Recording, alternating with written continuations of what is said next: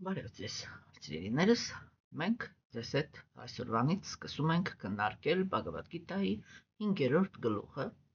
որը Շիլա Պրաբհուպադը թարգմանելուց անվանել է այսպես. Կարմա յոգա, գործունեություն Քրիշնա գիտակցության շրջանակներում։ Այսինքն մենք ավարտելով 4-րդ գլուխը տեսանք, թե ինչպիսի կարևորություն են տալիս արիացիները հոգևոր գիտելիքին եւ իրենք սկզբունքորեն համարում են, որ կենդանի էակի հոգևոր զարգացումը ինքը կարող է լինել իրական, խորքային եւ շոշափելի, եթե անձնավորությունը ունի գիտելիք գերագույն Աստծո անձնավորության մասին եւ այդ գիտելիքի հիմքի վրա կարողանում է պատկերացում կազմել, թե որն է գործունեության կատարելությունը, որովհետև 4-րդ գլխում Տեր Քրիշնան ինքը հայտարարեց այդպիսի մի պարզ սկզբունք։ Ինքը ասեց. «Ուշադիր նայիր, ինչպես եմ գործում ես, ինչ տրամադրությունով եմ ես գալիս նյութական աշխարհ, ինչի համար եմ ես այդ նյութական աշխարհում գործում եւ երբ եմ այդ նյութական աշխարհից հեռանում։ Եվ երբ որ դու կհասկանաս իմ գործողությունները եւ կկարողանաս այդ նույն հիմքի վրա գործել, ոչ մի գործունեություն, որը դու կկատարես նյութական աշխարհում, քեզ չի ստրկացնի։ Ինչպես չի կարողանում ստրկացնել ինձ։ Այստեղ իհարկե մտածող մարդիկ իրենք կարող են առաջ քաշել այդ հարցը, որ իհարկե գերագույն Աստծո անձնավորության համար կոպիտ ասած հեշտ է այդպես խոսալը, չէ՞։ Ինչու համար, որովհետև ինքն է այդ բոլոր էներգիաների եւ նյութական եւ հոգեվոր աշխարհում ինքն է բոլոր էներգիաների տեր ու տիրակալը։ Եվ սա ինքնըստինքյան նշանակում է, որ ուրեմն գերագույն Աստծո անձնավորության համար շատ ավելի հեշտ է չընկնել իր սեփական էներգիաների ազդեցության տակ, իսկ կենդանի էակի համար դա շատ դժվար է։ Այդպես է ասում տրամաբանությունը։ Բայց արիացիները իրենք ասում են դու սխալվում ես։ Քո համար դա նույնքան հեշտ է, ինչքան եւ գերագույն Աստծո անձնավորության համար։ Ինչու՞։ Որովհետեւ դու նրա անբաժանելի մասնիկն ես։ Եվ սա նշանակում է, որ որակական իմաստով դու նրա հետ նույնն ես։ Դու ունես նույն տրանսցենդենտալ բնությունը։ Եվ դու ոչ թե ճիգեր ես գործադրելու դուրս գալ այս աշխարհից, այլ դու պետք է պարզապես վերադառնաս ինքդ քո մոտ։ Եվ երբ որ դու գիտակցես քո տրանսցենդենտալ բնությունը, նյութական էներգիան այլևս ոչ մի իշխանություն չի ունենալու քո հանդեպ։ Սա է Տեր Քրիշնայի ուղերձը։ Եվ ինչպես տեսանք, կարևորելով հոգևոր գիտելիքը, Տեր Քրիշնան ինքը խոսեց նրա մասին, որ հոգևոր գիտելիքը ինքը իրականում քննարկում է գործունեության գաղտնիքները։ Եվ հնչեց մի պարզ գաղափար, որ իրականում շատ դժվար է գնահատել, թե ինչ է նշանակում գործունեություն, այսինքն այն ինչ բերում է պտուղներ, եւ ինչ է նշանակում անգործություն, այսինքն այն ինչ որ նյութական պտուղներ չի բերում, եւ հետեւաբար չի ստրկացնում կենդանի էակին նյութական աշխարհում։ Գաղափարը հնչեց շատ տարօրինակ եւ անսպասելի ձևով։ Տեր Քրիշնան ինքը ասեց, որ կա գործողություն, կներեք, որ կա գործողություն, որը ինքը ուրեմն բան է, կա գործողություն, որը ինքը իր մեջ չի պարունակում նյութական պտուղ։ Եվ կա անգործություն, որը ինքը պարունակում է իր մեջ նյութական պտուղ։ Այսինքն կան գործողություններ, որոնք երբ որ կենդանիակը ինքը արտաքինից թվում է, որ ինքը գործում է այնպես, ինչպես գործում են բոլորը, բայց բոլորին իրենց գործողությունները ստրկացնում են, իսկ այդ ազնվորությանը ոչ։ Եվ տրամաբանությունը ինքը թելադրում է, որ եթե դու ուզում ես ազատվես նյութական էներգիայի ստրկությունից, դու պարզապես պետք է դադարես նյութական աշխարհում գործելուց։ Եվ հենց այդ ճանապարհով են գնում իմպերսոնալիստները։ Այսինքն նրանք, ովքեր որ ձգտում են ստանալ ազատագրում, լուծվելով Տիրագույն Աստծո անձնավորության հոգևոր էներգիայի մեջ, որը այս աշխարհում սովորաբար կոչվում է լույսի էներգիա։ Եվ տեսեք, սիրելիներս, չէ՞, նրանք ռեալ գալիս են տրամաբանական, որտեղ այդ process-ը ինքը հենված է կենդանի էակի բանականության վրա։ Նյութական բանականությունը ինքը հենված է նյութական տրամաբանության վրա։ Իսկ որտե նյութական տրամաբանությունը, դա հաջորդականությունն է։ Հաջորդականությունն է եւ պատճառահետևանքային կապերը։ Երբ որ մենք խոսում ենք հոգևոր գործունեության մասին, հոգևոր գործունեությունը ինքը նյութական պատճառահետևանքային կապ չունի։ Այսինքն արտաքինից, չէ՞, եւ տրփալից ինչ-որ մի տղամարդ կարող է առևանգել իրեն դուր եկած ինչ-որ մի աղջնակի, որպեսզի իր հետ ունենա սեռական հարաբերություններ։ Այդ նույն գործողությունը կատարել է նաև Արգջունան, որը ինքը առևանգել է իր երկրորդ կնոջը Սուփադրային։ Բայց ինքը առևանգել է ոչ միայն այն պատճառով, որ Սուփադրան ինքը իրենով շատ բարձր անձնավորություն էր եւ ասենք այնտեղ իր ճակատագիրը ինքը այնպեսին էր, որ իրեն պատրաստվում էին տային իրականում իրեն ոչ արժանի եւ ոչ համապատասխան տղամարդու։ Եվ դրա համար Արգջունան ինքը առևանգեց Սուփադրային, որպեսզի Սուփադրայի կյանքը չփչանա, որովհետև միշտ, եթե կինը ինքը ունի բարձր մակարդակ, միշտ, եթե ինքը ընկնում է իրանից մակարդակով ավելի ցածր տղամարդու ձեռքին, այդ տղամարդը փչացնում է այդ կնոջ որակավորումը, եւ կինը ինքը անպայման ապրում է դեգրադացիա, որովհետև այդպիսի տղամարդը, որպեսզի առավելություն դրսևորի այդպիսի կնոջ հանդեպ, ինքը պետք է անպայման այդ կնոջը նսեմացնի։ Հիմա սիրելիներս, եւ Արգջունան առաջի հերթին Սուփադրային առևանգեց, որպեսզի փրկի իրեն այդ գործընթացից, դեգրադացիայից, որովհետև ինքը կրոնականության մեջ հաստատված տղամարդ էր, եթե մենք խոսում ենք նրա մասին որպես տղամարդու, չէ՞, ինքը կրոնականության մեջ հաստատված տղամարդ էր, իսկ կրոնականության մեջ հաստատված տղամարդիկ իրենք չեն խոչընդոտում կնոջ հոգևոր զարգացումը։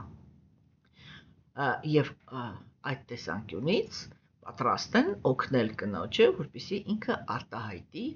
իր ամբողջ պոտենցիալը։ Եթե ազնվորությունը ինքը նահանձ է, ապա նույնիսկ հոգևոր դաշտում ինքը կարող է խոչընդոտել կնոջ զարգացումը, հենց որ սկսում է նկատել, որ կինը միգուցե իրենից հոգևոր տեսանկյունից ավելի զարգացած է։ Երկրորդ պատճառը, որով Արգջունան առևանգեց Սուփադրային, դա նա էր, որ Սուփադրան Արգջունայի քույրերից էր, այն դվայորդ, հա, իրա քույրերից էր, եւ ինքը քաջ գիտակցում էր, որ եթե ինքը ամուսնացած է լինում, ուրեմն Կրիշնայի բարեկամուհու հետ, դա պատճառ է դառնալու, որպեսզի Կրիշնան ինքը մեկ հյուր գա իրենց, իր քրոջը, եթե ասած ուրիշ ոչ մի պատճառ չլինի, ապա իր քրոջը տեսնելու համար։ Ինչու՞, որովհետև պանդավները իրենք մաքուր սիրով կապված էին Տեր Կրիշնային։ Եվ միշտ առիթներ էին փնտրում, օրինակ այդ նույն նպատակով Յուդհիշթիրան ինքը ոչ թե կին առևանգեց, այլ շատ հաճախ անում էր զոհագործություններ։ Ինչու՞։ Որովհետև այդ զոհագործությունները իրեն հնարավորություն էին տալիս կայսրության մեջ գտնվող բոլոր պետությունների արքաներին հրավիրել զոհագործության։ Եվ Տեր-Քրիստոն ինքը այդպիսի արքա էր։ Եվ երբ որ Յուրքիշտիրան ինքը կատարում էր զոհագործություններ, Տեր-Քրիստոն ինքը անպայման գալիս էր այդ զոհագործություններին։ Եվ միայն իրան տեսնելու հնարավորություն ունենալու համար Յուրքիշտիրան ինքը առիթներ էր փնտրում զոհագործություն անելու։ Հասկանում եք, եւ սա արդեն հոգեվոր գործունեություն է։ Այսինքն եւ Արգյունան, եւ տրփալից տղամարդը կարող են առևանգել կնոջը։ Բայց մեկը դա անում է իր սեփական բավարարման համար, հետո պատասխան է տալիս այն բռնության համար, որը գործել է։ Հասկանում եք։ Իսկ մյուսը ինքը այդ նույն արարքը կատարում է Աստծո հետ կապված։ Եվ այդ արարքը իրեն իրականում ազատագրում է նյութական էներգիայի ազդեցությունից։ Մյուս կողմից մենք տեսանք, որ Տեր-Քրիստոն ինքը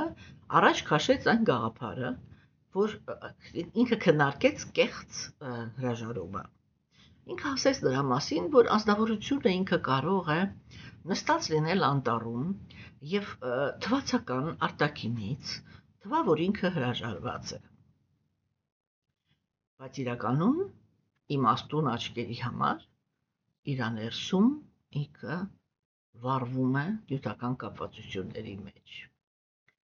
Այսինքն նստած անտառում ինքը մտածում է զգայական վայելքի մասին։ Ինքը կարոտում է այն աշխարհը, որտեղ հնարավորություն ուներ բավարարել իր զգայական վայելքը։ Որպես ամենավերջին նյութական գիտակցության արտահայտություն այդպիսի հրաժարվածի մոտ արտահայտվում է փառքի ձգտումը։ Եվ ինքը չի կարողանում դիմանալ եւ մեկ-մեկ դուրս է գալիս իր հրաժարումից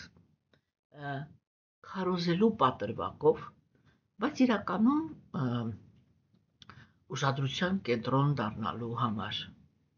եւ օգտագործում է այն իմաստությունը, որը ինքը ձեռք է բերել հրաժարման մեջ, փառք ձեռք բերելու համար եւ վայելում է այդ փառքը։ Եվ այդպիսի անձնավորություններին Տեր-Քրիստոն ինքը անվանեց կեղծ հրաժարվածներ, որոնք թվում է, որ հրաժարված են, բայց իրականում գործում են հանուն փառքի, կամ իրականում իրենց մտքում փայփայում են զգայական վայելքի ձգտումը։ Եվ դա Տեր-Քրիստոն ինքը անվանեց կեղծարարություն։ Ուրեմն մենք տեսանք, որ կան մի քանի խնդիրներ։ Առաջինը դա նա է, որ կենդանիակը ինքը գործում է նյութական աշխարհին բնորոշ, այդ 3 գոյավիճակներին բնորոշ տրամադրություններով նյութական աշխարհում, երբ որ փորձում է բավարարել իր էգոիզմը։ Ինքը գործում է թշնամանքի հիմքի վրա, մենք դա բազմիցս քննարկում ենք, ինքը գործում է բարձրակցության հիմքի վրա եւ ինքը գործում է համագործակցության հիմքի վրա, գիտության, կրքերի եւ առաքինության գոյավիճակ։ Բայց խոսքը միշտ գնում է նույն բանի մասին։ Կենդանի էակը ինքը էգոիստական զգայական վայելք է ուզում։ Հասկանում եք, ուղղակի մի դեպքում ինքը պատրաստ է իր ճանապարհին հանդիպող եւ խոչընդոտ իրենից ներկայացնող ցանկացած կենդանի էակի հետ վարվել ամենադաժան ձևերով ընդཐུպ միջև սպանությունը։ Մյուս դեպքում ինքը կատաղի պայքարի մեջ է մտնում, եթե նույնիսկ սպանության չգնաց, ապա կատաղի պայքարի մեջ է մտնում կենդանի էակների հետ, ինչու համար, որպեսզի վայելի ամենաառաջինը, վայելի ամենամեծ վայելքը։ Այսինքն այստեղ կենդանի էակը ոչ թե տրամադրություն ունի, որ ոչ մեկ պիտի չվայելի բացի ինձանից, ինչպես դա անում են տգետները, հա, այլ ինքը ընդունում է, որ ուրիշ կենդանի էակներն էլ իրավունք ունեն վայելեն, բայց իրանից քիչ եւ իրանից հետո։ Եվ սա է կոչվում մրցակցություն։ հոգեբանության տեսանկյունից։ Հասկանում եք։ Եվ Համագործակցությունը արդեն իր մեջ պարունակում է առանց խոնարհության եւ առանց համեստության ոչ մի տեսակի համագործակցություն չի կարող լինել։ Կամ եթե նույնիսկ այդ համագործակցությունը տեղի է ունենում, այն միշտ տեղի ունենում կրքի կամ տգիտության գոյավիճակների հիմքի վրա, որտեղ վերջում ընթացքում անձնավորությունները իրենք համագործակցում են, իսկ վերջում ամեն մեկը իր հերթին պտուղը փորձում է վայելել մենակ, չեզոքացնելով դիմացինին։ Առաքինի կենդանիակները իրենք այդպիսի հոգեբանություն չունեն։ Իրենց հիմքը, ամենաառաջի հիմքը, դա խոնարհությունը եւ համեստությունն է։ Խոնարհությունը դա նշանակում է, որ անձնավորությունը իր մեջ ընդունում է, որ կան անձնավորություններ, որոնք իրենք շատ ավելին են արժանի, քան ինքը։ Խոնարհությունը դա նշանակում է, որ կենդանիակը ինքը ընդունում է, որ կան կենդանիակներ, որոնք իրենք շատ ավելի իմաստուն են, քան ինքը։ Եվ իրենք կարող են անձնավորությանը փոխանցել իրենց իմաստությունը,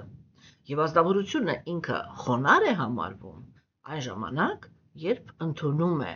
դիմացինի իմաստությունը։ Ընդհանրապես, երբ որ իմաստությունը հնչում է եւ իմաստությունը արհամարվում է, դա միշտ սիմպտոմ է նրա, որ դիմացիները ընդհանրապես չունեն խոնարհություն։ Հիմա, սիրելիներս, չէ, եւ այդ անձնավորությունները, որոնք իրենք ունեն խոնարհություն եւ համեստություն, իրենք կարողանում են համագործակցել առաքինության մեջ։ Իսկ դա նշանակում է, որ եթե որևիցե մի կենդանի էակ ինձանից ավելի շատ ճիգեր է գործադրել ինչ-որ մի հաջողության հասնելու համար, երբ ինքը հասնում է այդ հաջողությանը, ես գիտակցում եմ, որ իրականում ինքը ինձանից ավելի շատ ճիգեր է գործադրել, եւ այդ պատճառով ինքը արժանի է նրան, որ ունենա այն դիրքը, որը ինքը վաստակել է։ Եվ այդ ժամանակ ես չեմ խանգարում նրան, որպեսզի ինքը վայելի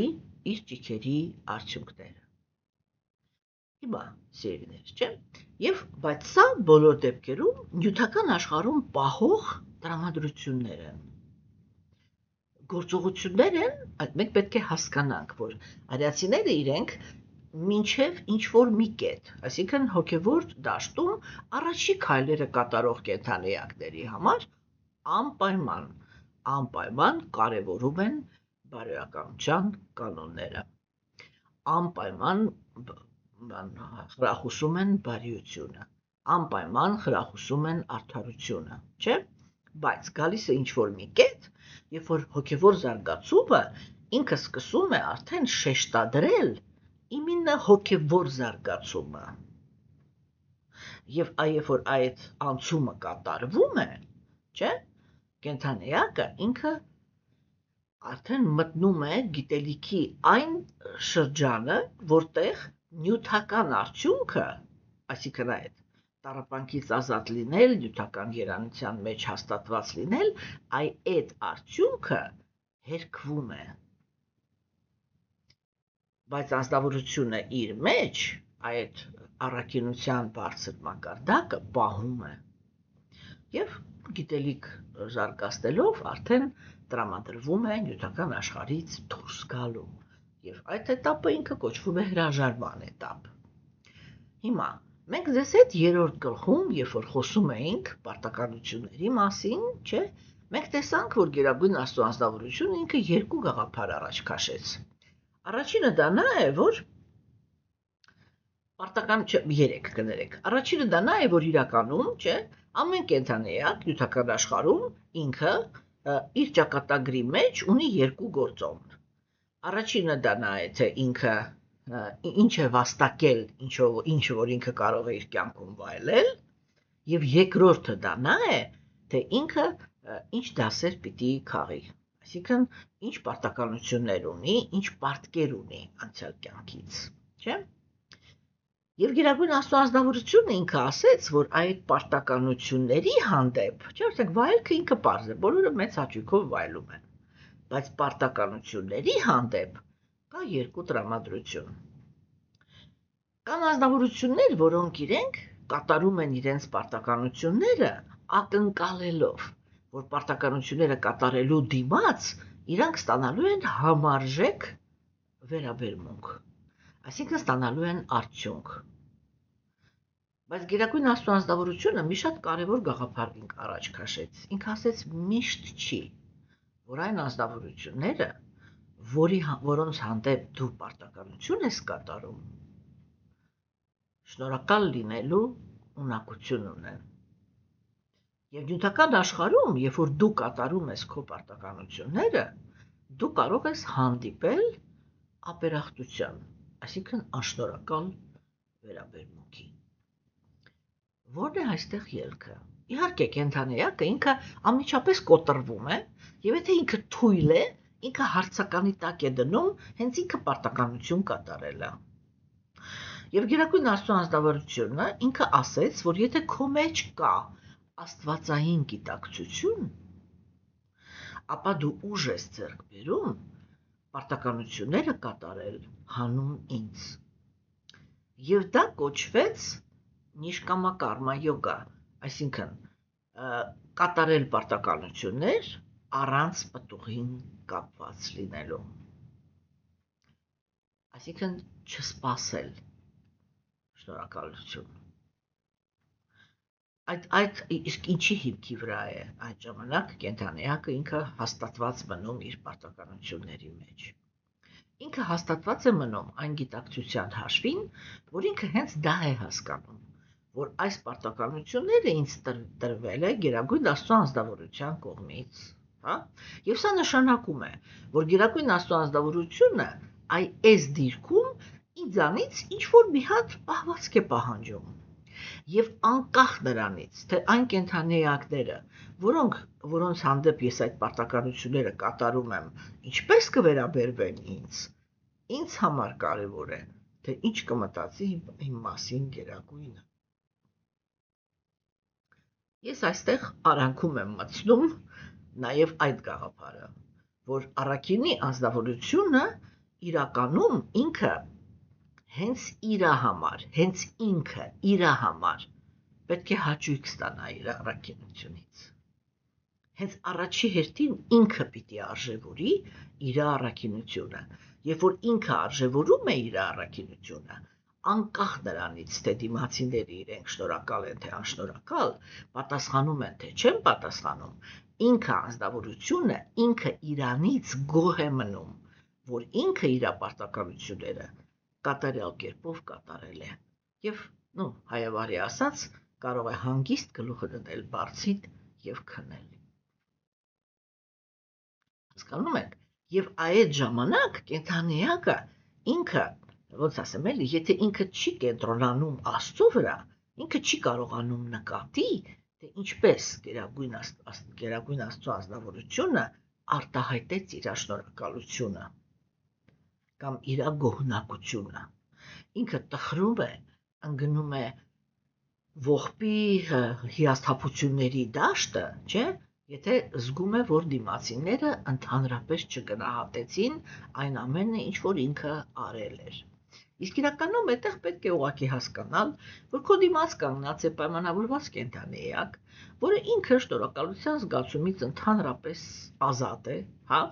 եւ կա Գերագույն Աստծո անձնավորությունը, որը դու պետք է ուղղակի կոպիտ ասած դեմքով շուռ գաս դեպի իրան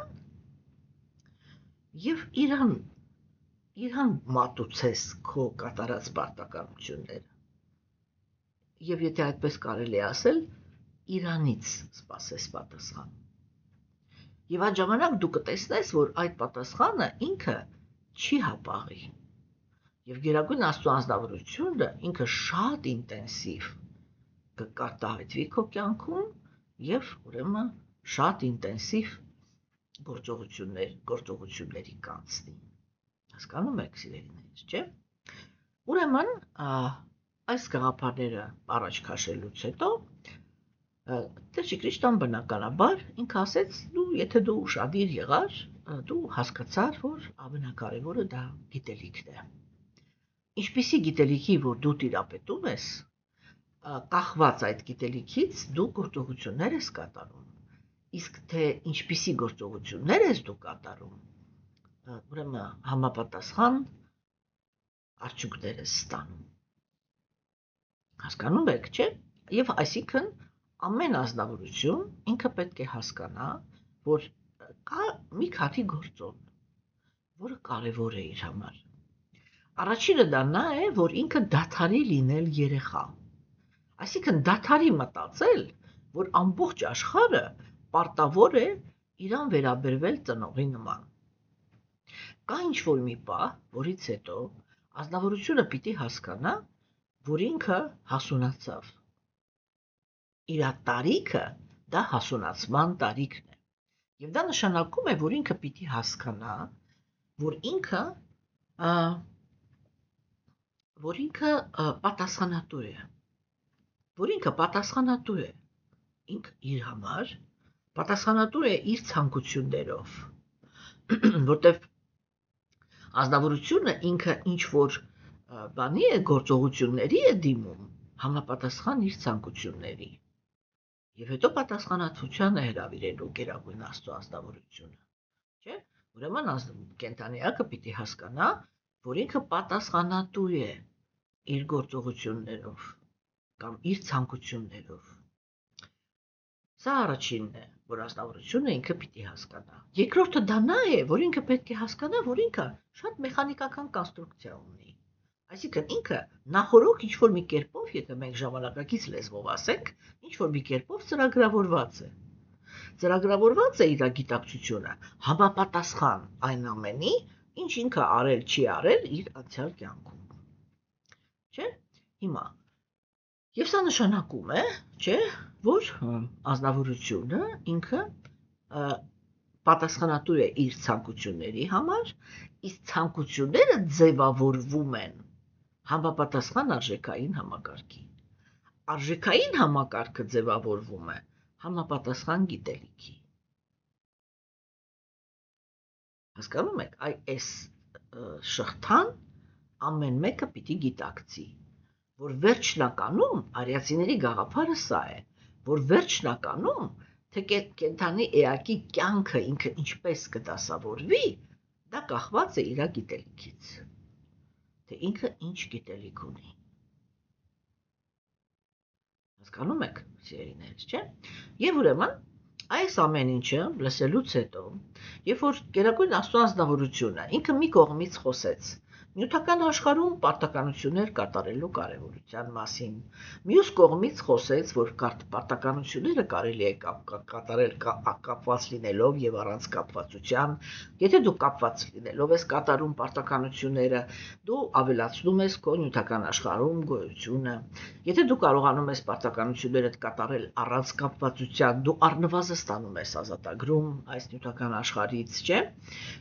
Դու կարող ես, որպեսզի ազատագրվես նյութական աշխարհից, դու պետք է նյութական աշխարհում կապվածություններ չունենաս, եւ սա նշանակում է, որ ոչ մի առիթ չունես նյութական աշխարհում գործելու։ Հա, բայց մյուս կողմից ինքը ասում է, նայիր, տես ես ինչպես եմ գալի նյութական աշխարհ, ինչի համար եմ գալիս նյութական աշխարհ եւ ինչու եմ այստեղ գործում։ Իսկ ինչի համար է գալիս նյութական աշխարհ Գերագույն Աստծո ազնվորությունը։ Ինքը գալիս է նրա համար, որպեսզի աջակցի իրական կրոնական դաշտին, որպեսզի կենդանիակները իրենք կարողանան ունենալ այն գիտելիքը, որը իրենց անհրաժեշտ է հոգևոր աճի համար, եւ ունենան պաշտպանվածություն, որպեսզի այդ ճանապարհը ոչ մեկ չկարողանա աղավաղի։ Եվ կարող ենք տեսնել, չէ, որ եւ Գերագույն Աստծո ազնվորությունը եւ նրա մաքուր նվիրալները իրանք այսպես իրար հետևից գալիս են այս աշխարհ եւ կատարում են այդ ֆունկցիան։ Պահպանել հոգևոր գիտելիքի մաքրությունը,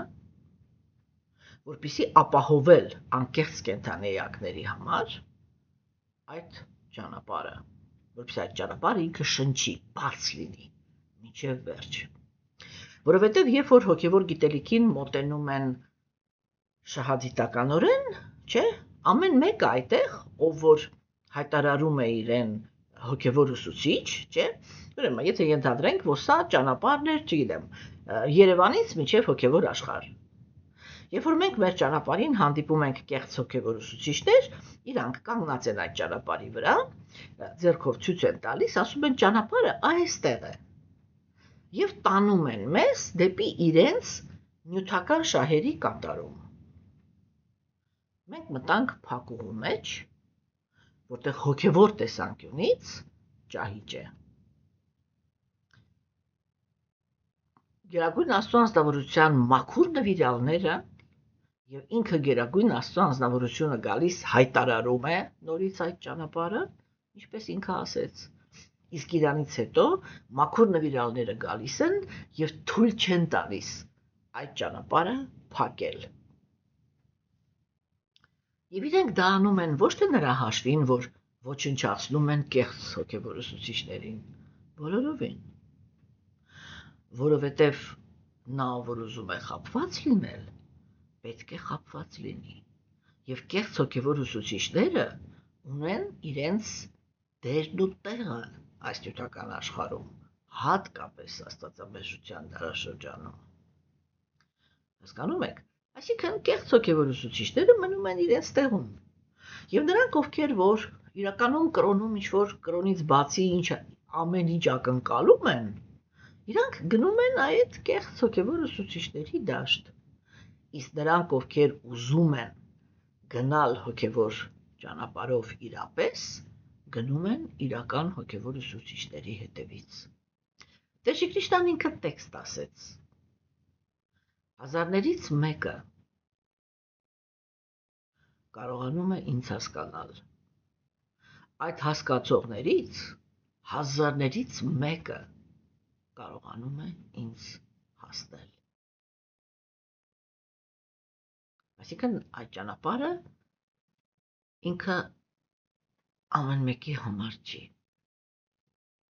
Այդ ճանապարհը միայն անկեղծ հոգիների համար է։ Իսկ աստվածամեժության դարաշրջանում անկեղծ հոգիները քիչ են։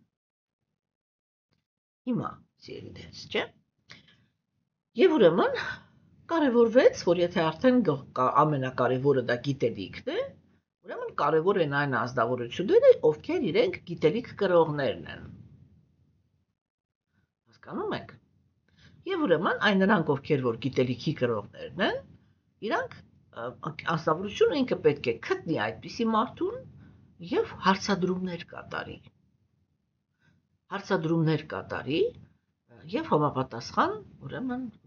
առաջընթաց ունենա։ Հաջորդ հարցը, որը քննարկեց Տեր Քրիստոսն, դա աշակերտի եւ հոգեվոր ուսուցչի հարաբերություններն են։ Քրիստոսն ինքը փաստացի ասեց այսպես. հոգևոր ուսուցիչը նախատեսված է հոգևոր գիտելիք տեղափոխելու համար։ Ինքը, կոպիտ ասած, ոչ միտեղ պիտի չաշխատի։ Եվ եթե ինքը փոխանցում է հոգևոր գիտելիքը, նրա աշակերտները, այսինքն նրանք, ովքեր ընդունում են իրանից գիտելիքը, պետք է իրենց հնարավորությունների սահմաններում աջակցեն նրա նյութական գոյությունը պահպանելու գործընթացին։ Դրա դիմաց ստանան հոգևոր գիտելիք։ Այստեղ է, որ կեղծ հոգևոր ուսուցիչները, ինչպես մենք ձեզ հետ դա քննարկեցինք, շահագործում են այս գաղափարը, չէ՞, եւ տաքսա են նշանակում իրենց գիտելիքը բաժանելու համար։ Մենք ձեզ հետ քննարկեցինք, որ իրական հոգևոր ուսուցիչը կամ իրական հոգևորականները իրենք այդպես չեն անում։ Իրական հոգևորականները իրենք գիտելիքը բաժանում են բոլորին։ Եվ այդ բոլորի մեջ տարիներ շարունակ կարող են լինել անձնավորություններ, որոնք իրենք, կոպիտ ասած, մի դրամ անգամ այդ գիտելիքի համար վարձահայտուց չեն լինում։ Եվ կան անձնավորություններ, որոնց եւ ցանկությունը, եւ նյութական միջոցները ներում են, որպեսզի իրենք այնպես վարձատրեն հոգևոր գիտելիքի դիմաց, որ այսպես հոգևոր ուսուցիչը ինքը նյութապես լինի ապահովված եւ չմտածի ընդհանրապես դրա մասին, եթե կոպիտ ասեմ, թե վաղը ինչ է ուտելու։ Սա էր Գերագույն Աստվածավորության կողմից առաջադրված մշակույթը։ Դրանից հետո ինքը խոսեց տրանսցենդենտալ գիտելիքի որակների մասին, որ ինքը նման է կրակի։ Եվ երբ որ դու այդ կրակի մեջ քեզ դնում ես այդ կրակի մեջ, այդ կրակը ինքը այրում է քո նյութական գոյությունը, եթե ինքը իրոք տրանսցենդենտալ գիտելիք է։ Եվ այստեղ ուրեմն հնչեց 4-րդ գլխի վերջի տեքստը, որտեղ Տեր Կրիշնան ինքը ասեց այսպես. այդ իսկ պատճառով ո փարատա, գիտելիքի թրով կտրիր քո սրտի տգիտությունից ծնված բոլոր կասկածները, խորասուզվիր յոգայի մեջ, այսինքն ինձ հետ կապի մեջ, եւ պատրաստվիր կռվելուն, այսինքն պատրաստվիր գործելու համապատասխան իմ կամքի, այսինքն Գերագույն Աստվածավորության կամքի։ Եվ սկսվում է պայմանականորեն Բհագավադ Գիտայի 5-րդ գլուխը։ Պարզ է, չէ՞ որ երբ որ այդպիսի ինչ-որ բաժանումներ է գնում, 5-րդ գլուխ, 4-րդ գլուխ, դա չի նշանակում էլի, որ Կրիշնան կանգնեց, ասեց, այ հիմա վсё, 4-րդ գլուխը բրծավ, մենք սկսում ենք 5-րդ գլուխը։ Դա պայմանականորեն հետագայում մարդիկ կիսել են գլուխների, որպեսզի ընկալվի թեման, թե այ հիմա որ թեմայով է, ինչ գիտելիքի որ պակետն է, որ քննարկվում է։ Եվ ուրեմն ինչպես տեսանք, այս խորհրդից հետո Արգջունան ինքը դեռ չասեց, որտեղ է իմ թուրը։ Եվ Տեր Կրիշնան ինքը միջև վերջ տանելու է խոսակցությունը, ինքը ավելի ու ավելի խորանալու է գիտելիքի մեջ, այնքան ժամանակ, մինչև Արգջունան կտա այդ հարցը, որտեղ է իմ թուրը։ Բայց այս պահին Արգջունան ընդհատեց Կրիշնային։ Արգջունան ասաց. Ո Կրիշնա, սկզբում դու հրաժարումը գործունեությունից առավել փառաբանեցիր, իսկ հիմա խորհուրդ ես տալիս առանց կապվածության, գերագույնի նկատմամբ նվիրվածությամբ եւ սիրով գործել։ Խնդրում եմ քեզ, ամբողջ հստակությամբ ասա ինձ, գործունեության որ ձևն է ավելի լավը։ Այսինքն տեսեք, այս պահին ինքը հասկացավ, որ հոգևորի տեսանկյունից կա հոգևոր անգործություն, որը բերում է ազատագրման, եւ հոգևոր գործունեություն, որը բերում է Գերագույն Աստծո անձնավորության հանդեպ ծառայություն ունենալու։ Իրականում արիացիների սուրբ գրվածքներում կա մի շատ կարևոր գաղափար, որը Գերագույն Աստծո անձնավորությունը առաջ է քաշում։ Այնտեղ այսպես էլի ասվում է, որ բակտի յոգան, այսինքն այն յոգան, որը ինքը վերականգնում է կենդանի էակի սիրային կապը, այդ սիրով լցված կապը տարբեր հարաբերությունների մեջ Աստծո անձնավորության հետ, հա։ Ուրեմն այդ process-ը ինքը ասում է, որ Գերագույն Աստծո անձնավորությունը ինքը հեշտությամբ կենդանի էակին նվիրում է զգայական վայելք եւ հեշտությամբ նվիրում է ազատագրում։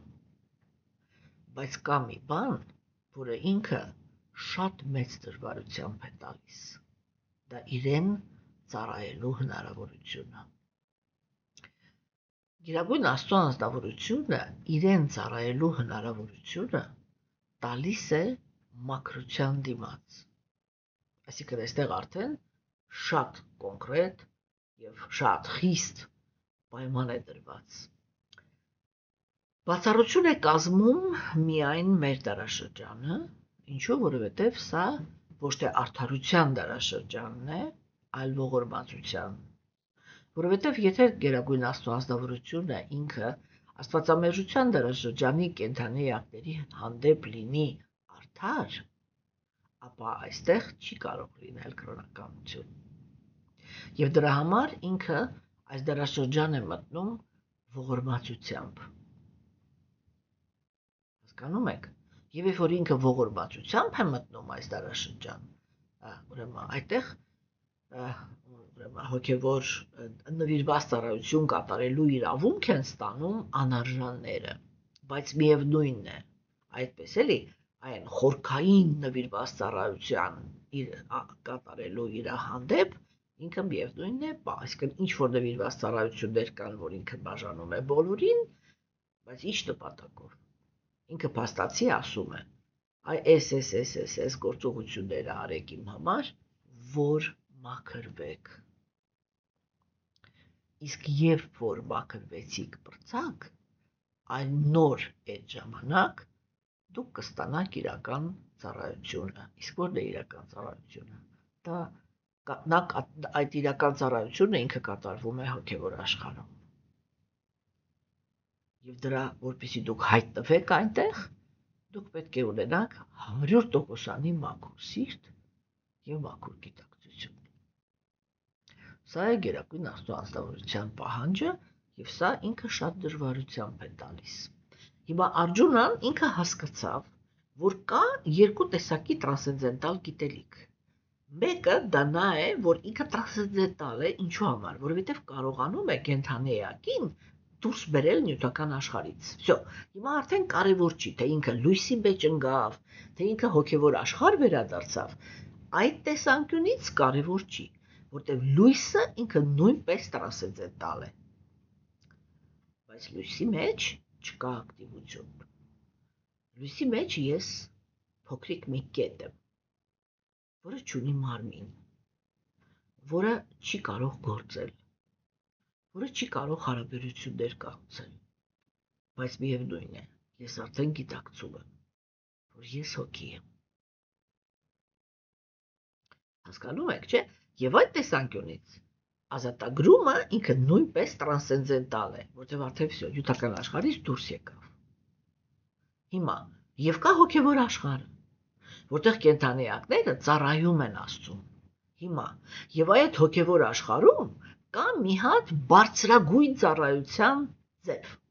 Դա նա է, որ հոգևոր աշխարհի ապրողը, որը ինքը էգոիստ չի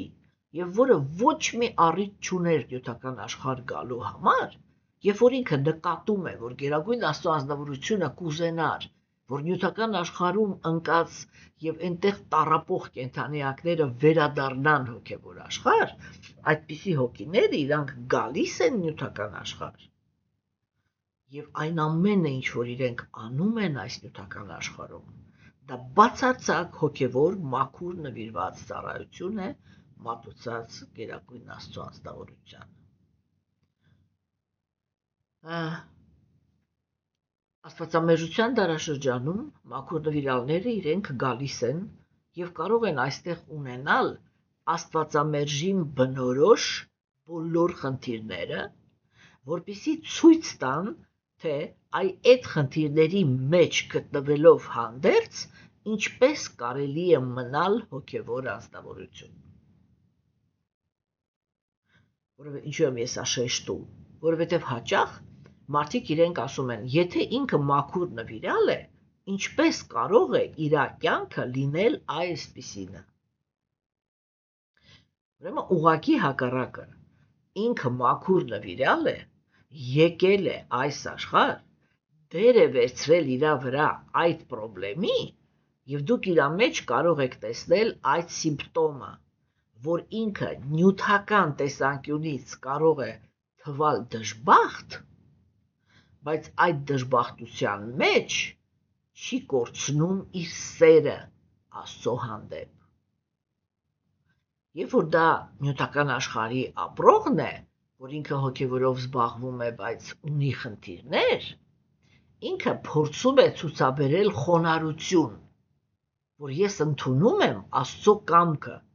որ ինքը ինձանից ավելի լավ գիտի, կոպիտ ասած, որ ես արժանի եմ այս տառապանքի, բայց այդ ժամանակ մենք միշտ տեսնում ենք այդ գործոնը, որ ինքը ոնց բանանում էլի, որ հասկացվի, որ ինքը ճիքեր է գործադրում այդ կամքը ընդունելու համար։ Իսկ երբ որ դա մաքուր նվիրալն է անում, որը անում է օրինակ ծառայելու համար, իր մեջ միշտ կարելի է տեսնել այդ սիմպտոմը, որ ինչպիսի նյութական խնդիր ուզում է ինքը ունենա, իր ոչ նվիրվածությունն է խախտվում Աստծո հանդեպ, ոչ էլ սերն է պակասում։ Այդ ժամանակ է, որ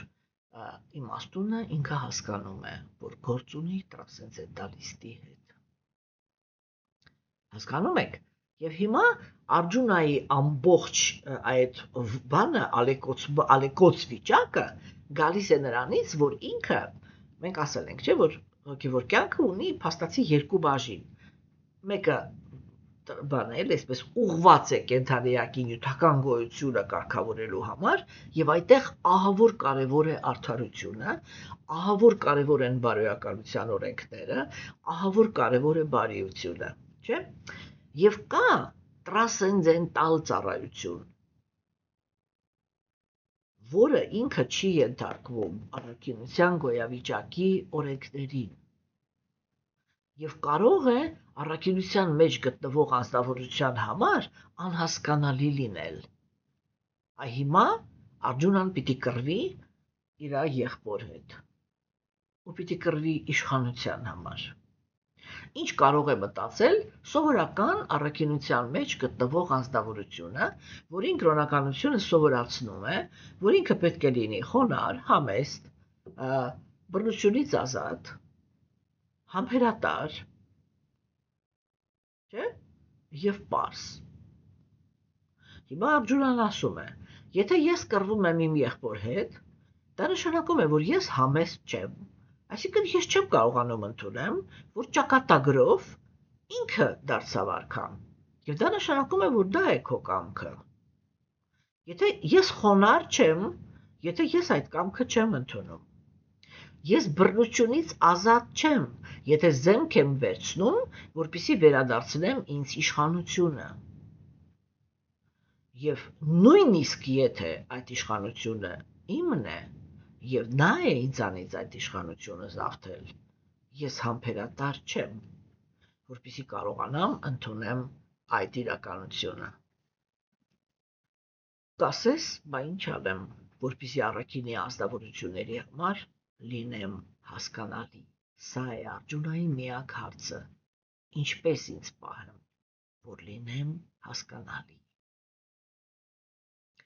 Եվ հիմա Արգյունան ինքը ընդհատեց Տեր Շրի Կրիշնային այդ հարցով, որ ես հասկացա, կա երկու տեսակի տրանսցենդենտալիստներ։ Նրանք, ովքեր ազատագրվում են եւ ոչինչ չեն անում, եւ նրանք, ովքեր շատ ակտիվ ծառայում են քեզ։ Կասես այդ երկուսից որն է ամենալավը։ Հասկանում եք։ Տեսեք օրինակ, երբ որ խոսում են իմպերսոնալիստները,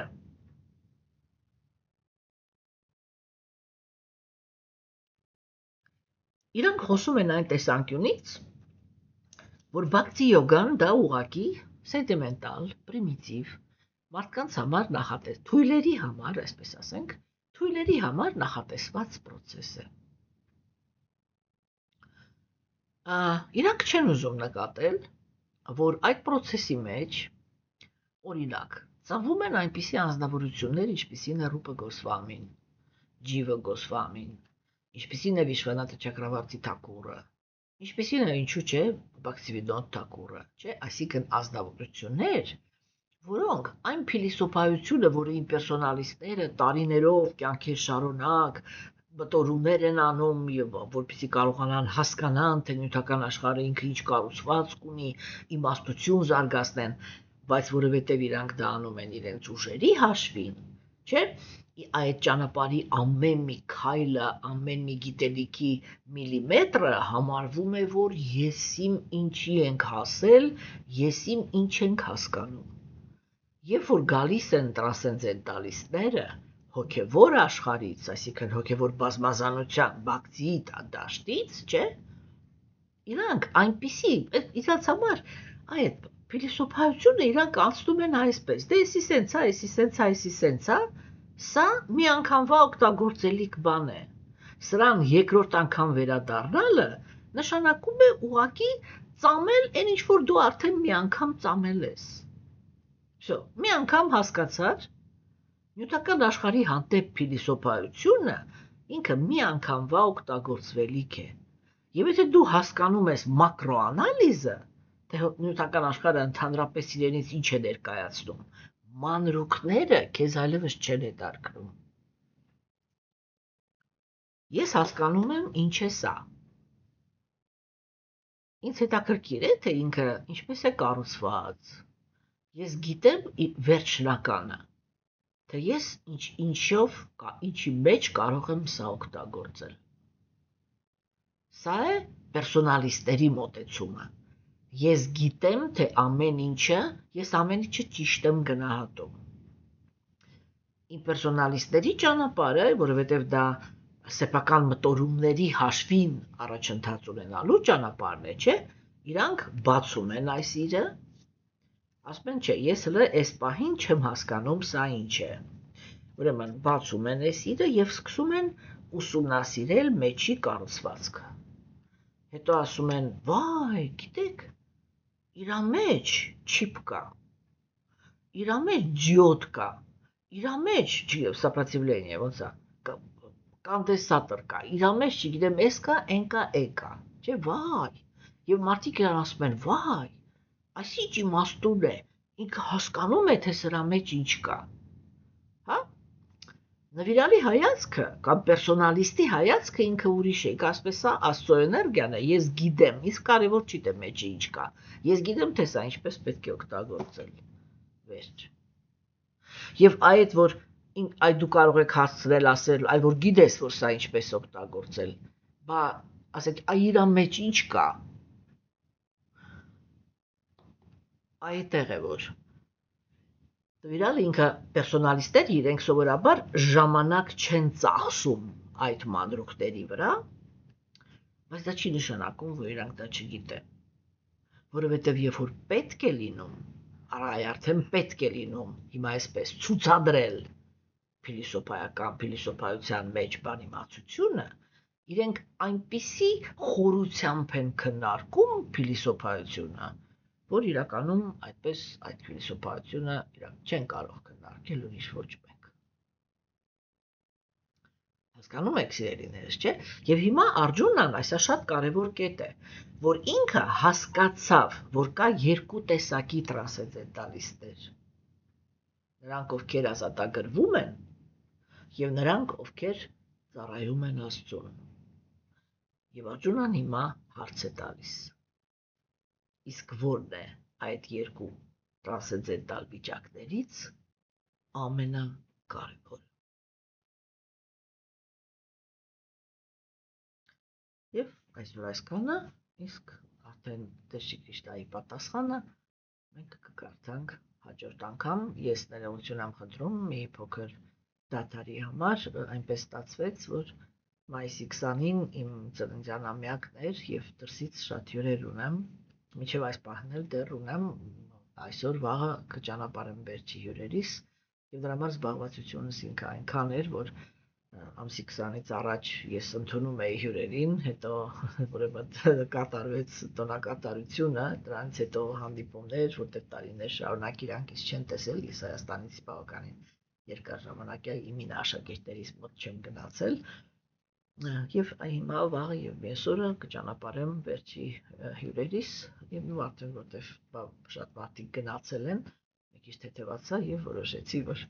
այսօրվանից վերականգնեմ դասընթացները։ Մինչև վաղը, սիրելիներս, ստեսություն ձեզ։